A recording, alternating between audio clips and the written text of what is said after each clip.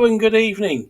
It's me, Captain James Bollinger, on the Sussex Smuggler, and I hope you enjoyed my first instalment of a folklore podcast the other evening from the good book Legends from Ireland by Sean O'Sullivan, because it's this evening that I'd like to share with you another story from Ireland, that of a highwayman called Redmond O'Hanlon. And the footnote in the book says O'Hanlon was a Tory highwayman of the Fuse Mountains near Newry, who for 10 years kept the counties of Armagh, Down and Tyrone in subjection. He was shot dead in April 1681 and is buried near Tandergree, County Armagh. And this is a story set out, picked up by I believe it's the Dublin Folklore Museum. I think it is. Yep. Sounds. There are further exploits apparently available in a book called The Highwayman in Irish History.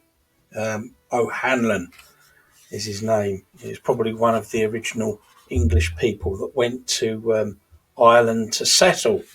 But the story is a pretty good one. So I hope you're comfortable. And here it is.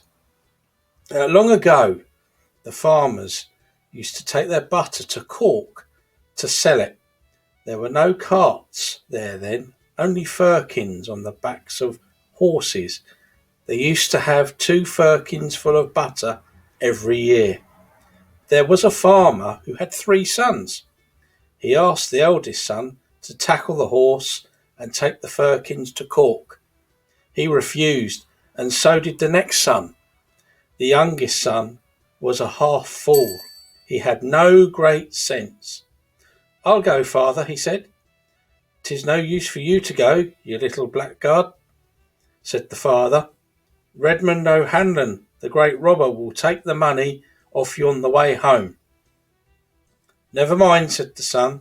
"Let me go." They gave in to him. They had an old horse that they had put out into a field to die. The youngest son in the horse and got ready for the road. Night was coming on in the nearing Cork. There was a big bridge on the road, and Redmond O'Hanlon was standing there. "Where are you making for, boy?" he asked. "To Cork to sell butter," said the boy. "You're a good boy," said O'Hanlon. "Will you come back this way tonight?" "I will indeed," said the boy. He went into Cork and sold the butter. The butterman told him that it was too late to set out for home. He should wait until morning.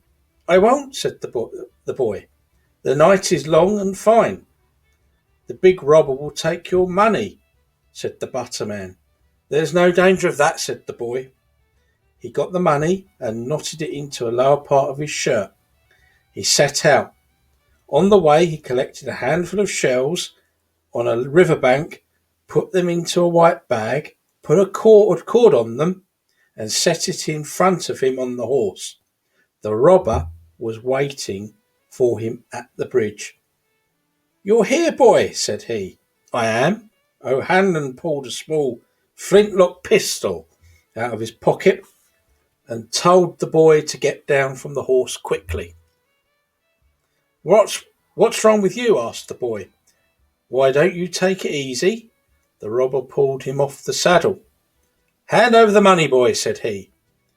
The boy caught hold of the bag of shells and threw it over the wall of the bridge. "I had the trouble of coming to Cork to get this money, and I'll give you trouble too before you get it. Go and find it now," said the boy. O'Hanlon had a fine horse, and when he went down below the bridge to get the money, as he thought, the boy jumped on the robber's horse and galloped off. He left his old horse for O'Hanlon and took the young one. When the robber came up with the bag and opened it, he found only the shells. The boy went home to his father and mother and gave them the money. "Where did you go to get that horse?" asked the father. "We'll be hanged for it." "Don't worry, father. The horse is mine now," said the boy.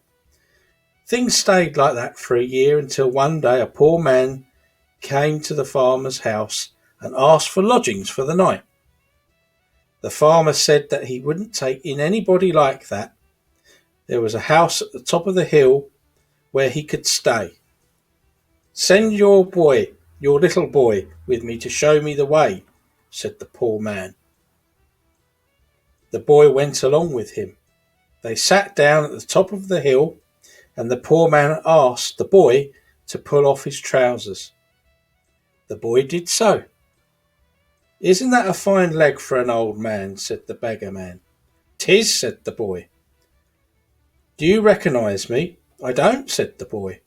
"Indeed you do," said the beggar man. "That was a good trick you played on me a year ago when you stole my fine horse and left me with a bag of shells instead of money. I'm going to shoot you now." "Don't," said the boy. "I'll be a good servant to you yet. We'll join together."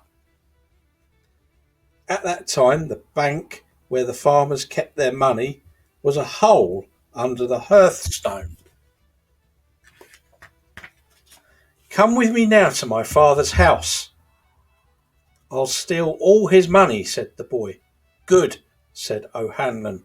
"You're a good boy. You must stay outside and I'll go in," said the boy. "I'll call you in when they're asleep." That was good, and it wasn't bad. When the people of the house were asleep, the boy called in O'Hanlon. They lifted up the hearthstone and the boy went down into the hole. There was a pile of money there. The boy filled a sackful and told O'Hanlon that it was too heavy for him to lift.